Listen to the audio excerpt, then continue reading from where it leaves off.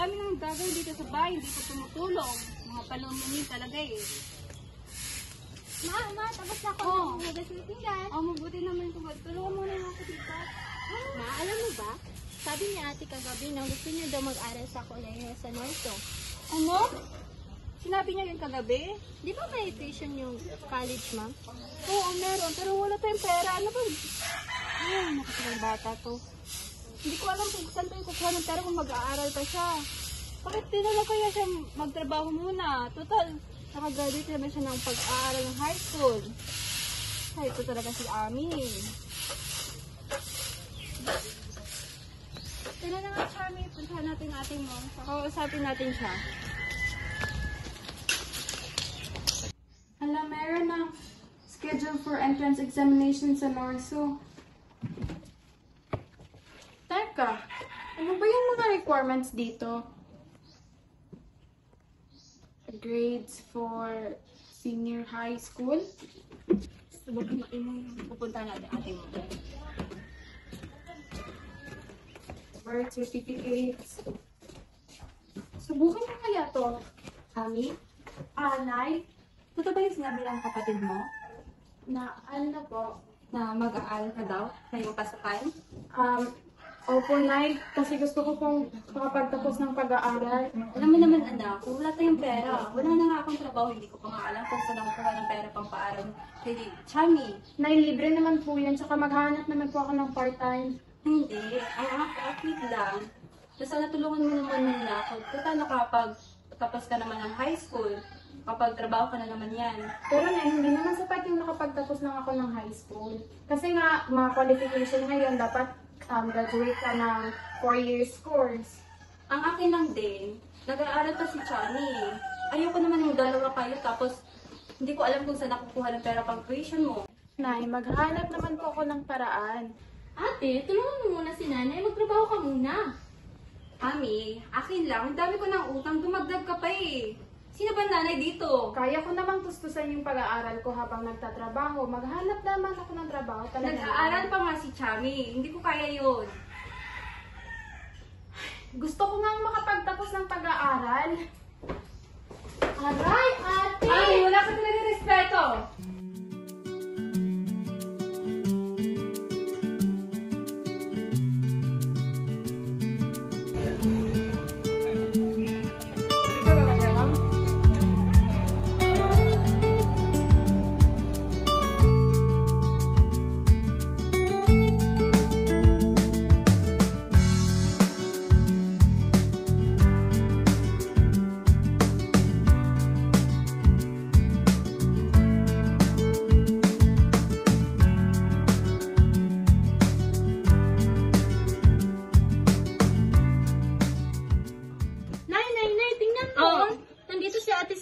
nakapasok sa Norso, tuloy po talaga siya mag-college. Ano ba yan? Sinabi ko na nga hindi tayo makapag-aral ng kolehiyo sa kanya eh. Matigas talaga ng ulo.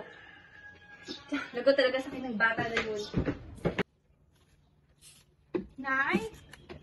Nay? Wala na nga po ito. Nay, nakapasa po ako sa Norso entrance exam. Makapag-aral na po ako. Ano ba yung sabi ko sa'yo?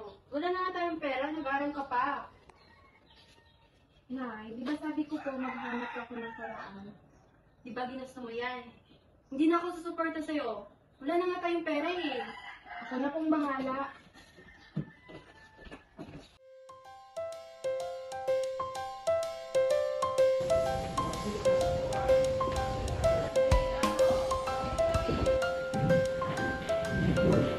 Magandang araw, class. Magandang araw, ma'am. Okay, so welcome to our business research class.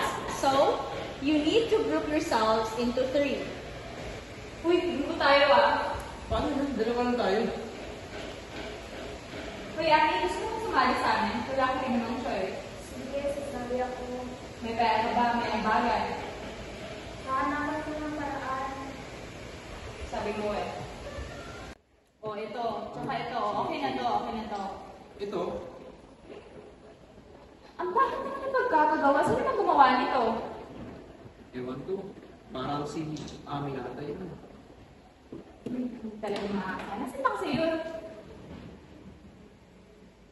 Hoy, Ami, pag-grupo ka namin, ano ginagawa mo dyan? Tumulong ka naman. Nasa kanya, may ginagawa pa kasi ako.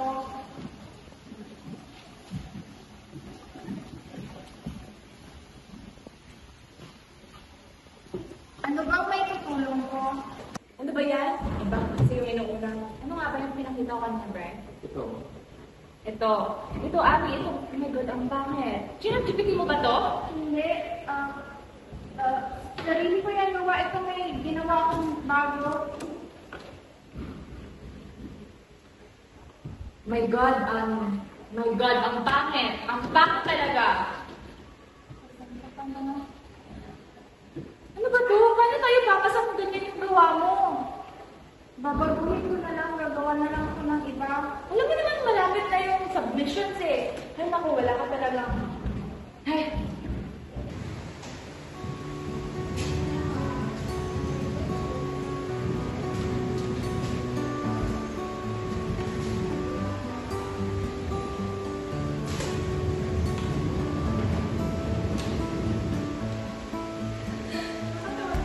Greg, tingnan mo nga.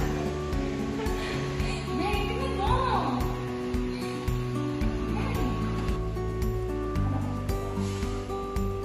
Tingnan mo kay Ami. Ano ba?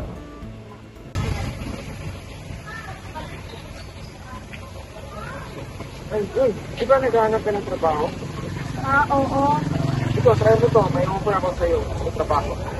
Sige, tatawagin ko mamaya. Sige. Ingat.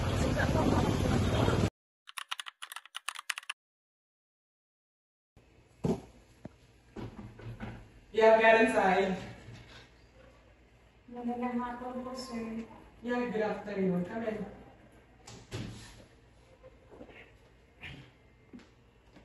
Magpapasa lang po sana ako ng application form po. I can see here in your resume na ikaw ay isang estudyante pa lamang. I'm so sorry to inform you, hindi kami naghahanap na isang part-time estudyante. Ang hinahanap po namin ay yung mga walang trabaho na hindi estudyante. Because we're not adjusting schedules here. So, pasensya na sa ngayon, hindi ka muna matatanggap. Ipagpatuloy mo muna ang iyong pag-aaral at babalik ka na lang kung makagraduate ka na sa iyong kurso. Ito po muna ang iyong resume at maraming salamat. Salamat po, sir.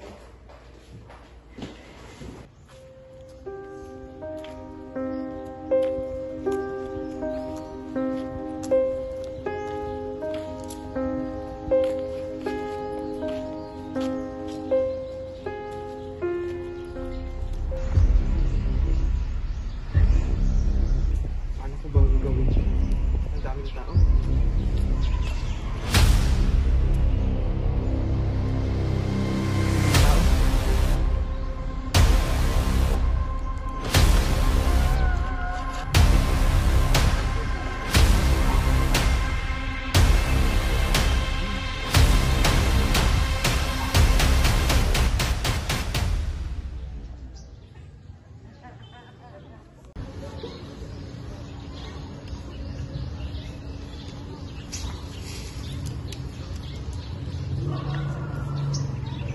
Pasensya ka na, Ami. Nadala lang sa kalimutan mo.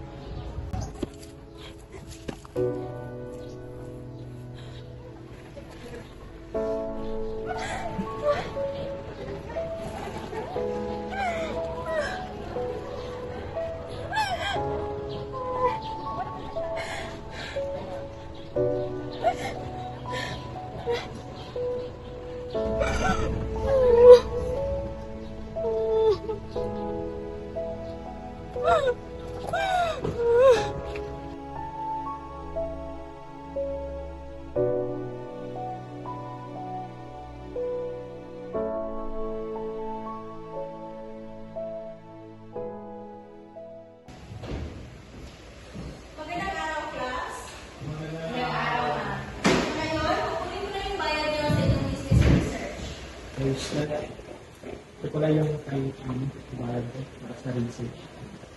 Bakit ka magbabayad? Basta, meron ka makasagot. Basta ako mag-guide ka.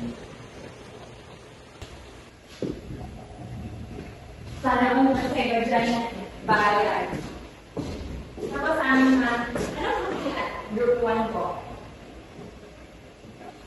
Salamat po. Okay, complete yung bayad sa group 1.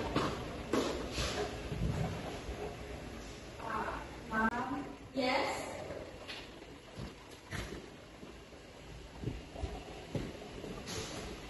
Ma'am, pasensya na po kayo pero hindi pa po ako makakabayad sa ngayon. Anong grupo ka ba? Group 1 po. Paano po ka makakabayad? Kompleto naman ng bayad ko dito Hindi pa po ako nag-ambal. Baka may nagbayad para sa'yo. Sino bang nagbayad para kay Ami?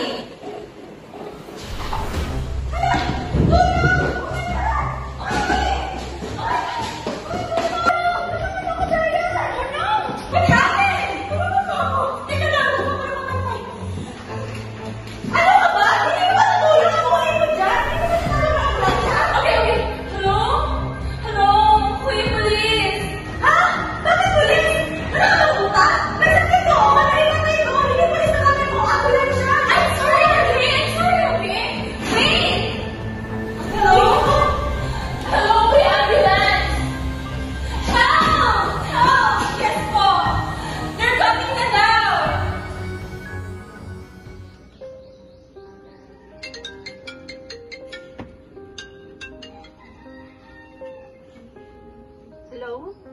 Hello? Ito ba ba si Ma'am Ibasco? Opo, ma'am. Mama niya nga po ako. Bakit ho? Anong nangyari kay Ami? Ma'am, baka makapunta ka po dito sa Provincial Hospital. Nandito po kasi yung anak niyo Dinala ko kasi nahimatay kanina. Ano? Nasa hospital? Bakit pa siya naimatay? Anong saan pong hospital? Pupunta ako dyan. Sige po.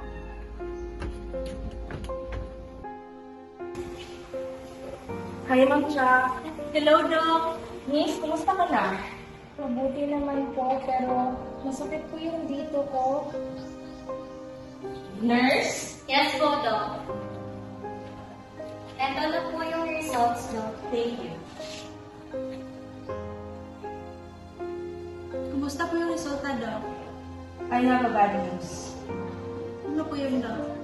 She has stage 3 brain tumor. Oh my God! And she only has 60 days to live. Ami? Ami? Anak, ano nangyari sa'yo? Namatay na po ako na. Pero ngayon narinig mo may stage 3 brain tumor ka daw? Totoo po yun, Mrs.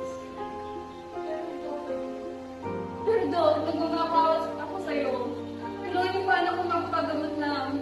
Kahit ano po, gagawin ko para lang gumaling yung anak ko.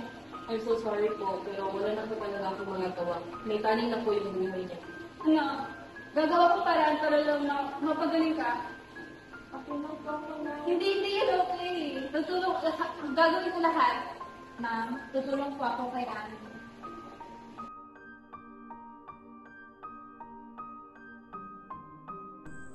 Panginoon, bigyan mo po sana ako ng milagro na makalaya sa aking karamdaman ngayon. Hindi ko pa po kayang iwan si nanay at ang kapatid ko. Marami pa po akong pangarap sa buhay. Ako lang may anak. Hindi lang milagro sa kapatid ko. Ako, Nay. Stephanie? Ikaw ba yan? Ano narinig ko? Anak mo siya? Pwede ba, Jay? Huwag tayo dito mag-usap. Doon muna tayo sa labas. Pero nga alam.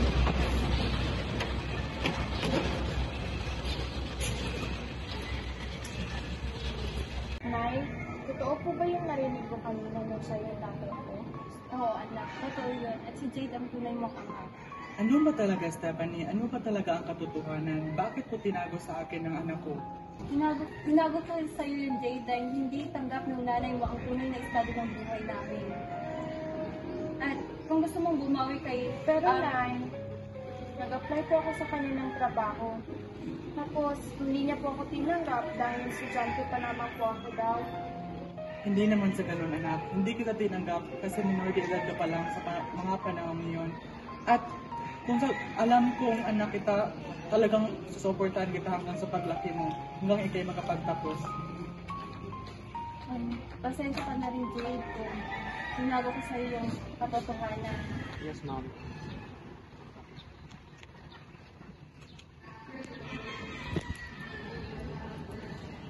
Dad, ma'am is calling. I'll talk to you later, honey. Ami? Right?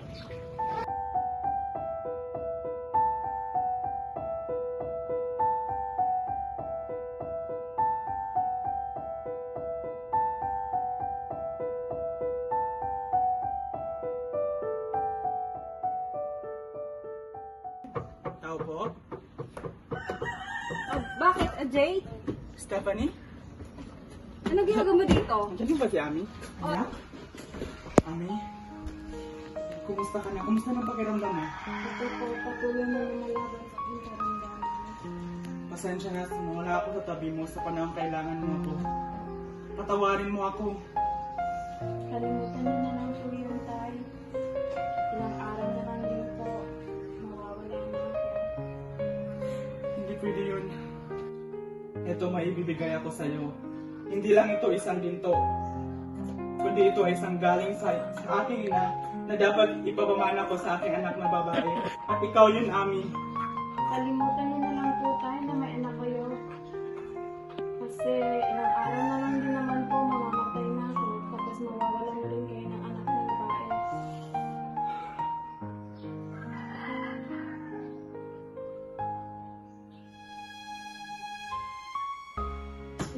Sige, salamat, Stephanie, ha?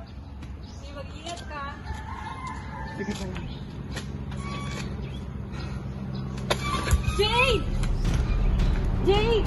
Jade, ano nangyari, Jade? Gumising ka! Gumising ka, Jade! Bayan na po tayo! Jade! Bakit ka kita? Jade!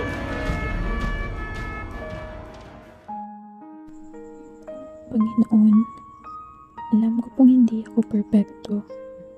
Minsan ko na pong ikinestyon kung bakit kailangan kong pagdaanan ng mga masasamang bagay na ito. Naghahasa po ako. Mayroon po akong sakit na hindi na magagamot. Malapit na po akong mamatay. At ngayon, namatay na po yung aking ama. Hindi ko man lang po napapatawad. Masama po ba talaga akong tao? Bakit nangyayari ito sa akin?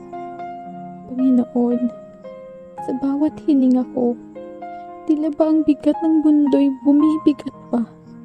Pero sa kabila ng lahat ng ito, nananatili ang liwanag ng pag-asa sa aking puso. Umaasa ako na sa huli, sa kabila ng lahat ng pagkukulang at kasalanan, matatanggap mo pa rin ako ng buong buo na may puso na puno ng pagmamahal at pag-unawa. Maraming salamat po, Panginoon.